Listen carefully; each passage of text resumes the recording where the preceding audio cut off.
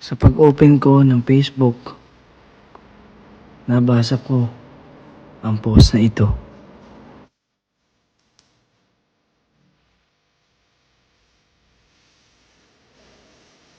Naalala niyo ba ang buhay ng batang ito? Siya si Shasha.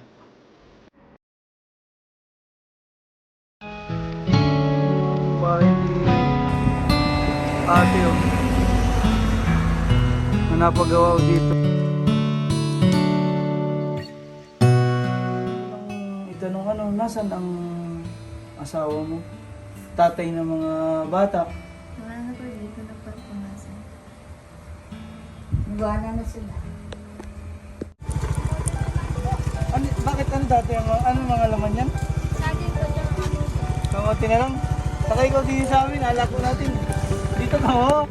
Kaya naiiyak din nga po ako sa mga bata maliliit pa. Salamat po sa mga sponsor. Salamat po, salamat.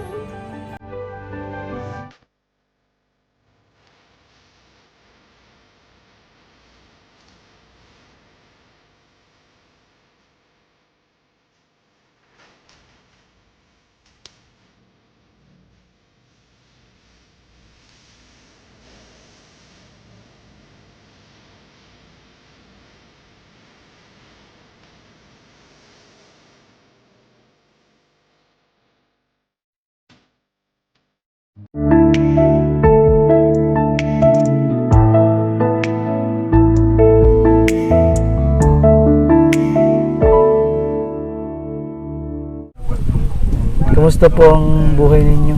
Ayos naman po. Ang gusto ko lang po ay yung gumaling yung asawa ko. At para wala nang problema po. At talagang hirap na po kami din talaga. Ano pong nangyari doon sa asawa ninyo? Ayan po ay nagkasakit po yan. Nung nag-harvester ay nabangga pa yung likod niya hanggang umano ang humina na siya. Bago dinala namin po nung kabilang linggo sa ospital, sabi po ay kidney nga po. At nakita po sa ultrasound. Mayroong tama ang kidney. Paga po yung kidney niya na may butas. Bago nung pagkalabas po namin, ilang linggo na ang din po, yan naman ang nangyari sa kanya. Ano ang nangyari sa kanya? Yun po yung pakaano na yung naglock yung kanyang bibig. Hindi siya makakain ng maayos. Lugaw lang man din po sa umaga. Nagalugaw po ako tuwing umaga. Ay, pina-check up mo namin po nung Webis po. Ay, hindi na po talaga kaya ng doktor. Sabi po mild stroke daw po. Buti hindi nga po tumama sa kanyang katawan. Ilang taon lang si tatay? 42 po. 42. Bata pa. Kayo, 39. 39. 39. Bali, nung pumunta kayo ng ospital, ganyan na ba yung kanyang bibig? Hindi siya makakain ng maayos? Si tatay po at si nanay ang magulang ni Shasha. Opo. Kaya nakita namin yung post niya. Nagpunta agad kami dito sa kanila. So, kumusta din si Shasha ngayon? Ayos naman po, nagtatrabaho po, nagpadala rin po dito.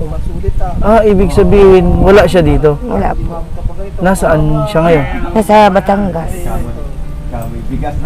Yung mga bata, kanino naiwan? Nasa amin po. Kanino pong mag-asawa? Kumusta po ang buhay Ayos ni naman. Nicole? Ayos Saka naman ni po, napasok. Tutoy. Napasok naman po sila. Anong grade niyang bata? Kinder po. Si Shasha doon ay nasa Batangas. Ano Nagtatrabaho. pang trabaho niya doon? Ano po yung nagtahi po siya. At nung isang araw po ay nagpadala rin po dito. At pambili malang daw ng mga vitamins ng mga bata. Ay binilang ko naman po yun po. Vitamins na binili ko. Si tatay, kumusta yung mga gamot niya? Ay paminsan po may kulang. Hindi namin nahuhustuhan at gipit po rin po kami. Lalo ngayon, hindi siya makapaghanap buhay. Hindi makapaghanap buhay po. Ako lang po ang naghahanap buhay din. Nagapataya. Kung wala pa pong tumama, wala rin po kami pagkunan. Si Inay ho, kumusta? Ayos naman po. Pero hindi rin po siya makalakad ng walang saklay. Nabalian po yun dito. Bakit anong nangyari kay Inay? Ba't nabalian? Ay, inatake baga ng hapo po ay bumagsak po doon sa bangko ng ariw. Nandun po Mataas sa siya bangko? ay sa bahay. Ang kasama po ng isa kong binata. Kailan pa si Shasha umalis dito? August po. Bali, ilang linggo na siyang nagtatrabaho sa Batangas. May isang buwan po bukas po nito.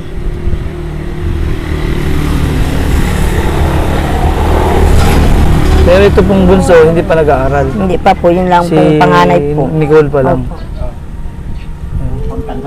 Nakita ko kasi yung post niya. Mm. Kaya nag-alala din kami. Yung pala, wala na siya dito. Wala na Nandun po. siya. Kayo na po ang nag-aalaga sa dalawang bata. Nandito pa noong dinala po noong primero po yung ospital po yan. Siya po ang nagdala po doon. Nung padalwa po, ako na po. Kaya dito tayo ngayon para kausapin din si tatay anong napakiramdam niya.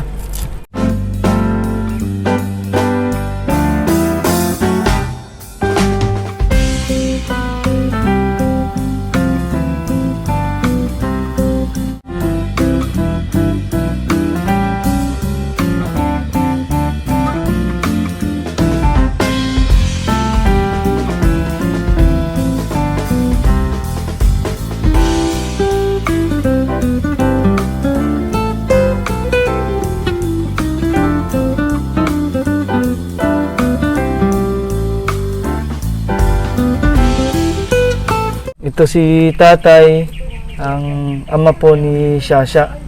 Ano pong pangalan niyo? Roderico. Ali, anong nangyari sa inyo? Ako po nakahiga din sa loob. Pag akay ko na ibalik itong aking panga. Ako na nag-lock na po. Nahihirapan kayong kumain. Nahirapan po. Ano po ang masakit sa inyo? Ito lang po, masakit. Pag minsan yung aking pan. Ang laki ng pinayat din ninyo, ano? Ano po eh. Oh? Meron naman kayong mga iniinom Ayun po. para po sa inyong paggaling. Ayun po. Sabi kasi ni nanay, meron din kayong sakit sa kidney. Opo. Ano nararamdaman ninyo? Nagasakit lang po ng pan. Tagiliran. Pero may gamot naman pong nainom. Tapos yung pansin ko yung pagsasalita ninyo. Ano ang nangyari? Ako, mahirap po talagang kwan. Parang ano, mild stroke din kayo. Opo. Nahihirapan si tatay magsalita. Ilang taon lang ho kayo ngayon? 42. Oh, bata pa. Makaka-recover pa yan basta umiwas lang ho sa mga bisyo. Kayo ho ba minsan nag-i-smoke? Hindi na po. Tagal na. Ako na po ako na 5 buwan lang hindi nag-sigarilyo. Inom. Nakailang punta po kayo ng ospital? 2 po. Ang una, akala namin ay nasa ospital kayo, naka-confine. Nung po Kaya dumalaw ako dito. una po na kumpanya ko gawa po ng sa kidney. Ilang araw po kayong nasa ospital? Bali po ang po ako ron. May isang linggo. Kayo na po ni nanay ang nag-aalaga sa dalawang bata Opo. habang si Shasha wala dito, Kami lang po, nagtatrabaho. kami lang po mag-asawa. Ay, yung pakiramdam nyo ngayon, ano, Ayos naman po. saan kayo talagang nahihirapan? Kaya ko na po ang nilap po sa akin pa. Sabi ni nanay, tawagin ko, Nay, punta kayo dito. Kayo ang mga pagkain lang ni tatay, Ay, lugaw po. lugaw lang. Opo. Hindi siya pwede sa mga... Ano lang po. Blender ko pa po yung pagkain ko. Kaya yung mga matitigas, hindi na niya kayang nguyain. Wala na. At hindi po mainguyawi po yung ngipin. Ay, yung sangap. Hindi lalo kung nahihirapan kayo, kayo na lang ang naghahanap buhay. Opo. Kasi si tatay noon, magkatulong kayo, ang trabaho niya ay Bukid po. dating nagasaka, nakakatulong pa. Tapos kayo Pataya po sa Pataya. waiting. sa ngayon, kayo na lang. Opo. Buti may trabaho na si Shasha. Opo. Ay, nagapadala naman po yung kaunti po. Pambili ng bigas, pambili ng ulam. Oo. May aabot po ako sa inyo para kahit Maraming papaano may salamat pambili po kayo ng gamot para kay tatay. Kasi naiintindihan ko po ang nangyari. Kahit na anong nangyari noon, kung ano-anong mga nangyari, nandito pa rin naman kami at mahal na mahal namin yung mga bata. Kayo po, dahil siyempre, tao tayo. Gusto po namin makatulong sa inyo. Ang Dongs TV Cares. Tsaka salamat din po kay Miss Betty. Opo. Dala ko po ito para sa inyo. Para may pambili kayo ng kahit papaano pagkain tsaka mga vitamins po. So ito po ang 3,000 para po makatulong po. Maraming pong salamat po. Makakabili na kayo ng kailangan ni tatay. Salamat po at God bless po sa ating Maraming salamat. yan. Ito yung mga iniinom na gamot. Sobrang dami na gamot. Ilan piraso po siya sa umaga?